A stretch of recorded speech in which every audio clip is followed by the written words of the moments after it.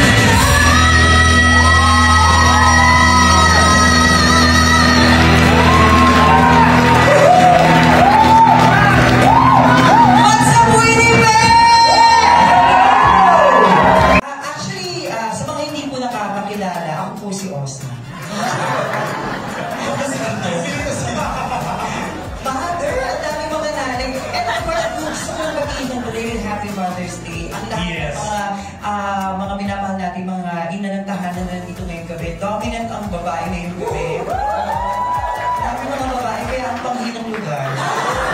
Diba? Kasi alam niyo lahat, mas mabalasi ang amoy ng ihi ng mga babae. Oo, isa sa mga lalaki. Tama ka eh. Hindi ba? Okay. Totoo ba, ate? Ate, agawin mo ngayon, pag umihi ka ngayon, pakuha ka ng sample. Okay. Wow! Siya, guys. So, ano ko yun? At least pa. Pero alam mo, hindi naman talaga maaalis sa mga relasyong Becky sa lalaki, ang talagang kumastos, oo. Sa Pilipinas, pero Dito kasi, asan yung mga kapatid ko, mga Diyos na dito?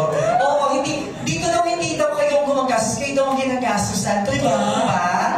Totoo ba? Hindi. Hindi. Sabi natin, hindi kami gumagastos. Ang gaganda ng mga kapatid ko dito sa Canada. Diba? Ibang-iba yung gawa. Oo. At saka dito, hindi ka maglalabot sa Canada. Ang ganda ng panahon sa labas, malamig, presko. Samantalang doon, alam niyo, naglakad ako sa highway ng Edmonton kahapon. Kasi ang sarap at tirik-tirik yung araw. Pero hindi mainit kasi napakalamig nung breeze nung hangin. Pero pag ginawa mo sa EDSA sa Pilipinas, magtataka sa katanghali ang tamad, wala kang hangin malalanghap. Tapos yung kulangot ng kulay itim. Totoo yan, dito kulangot ka, puti. Oo, kasi malinis ang Canada. Maganda, ano naman po? Sabi nila, ikuto daw puti din.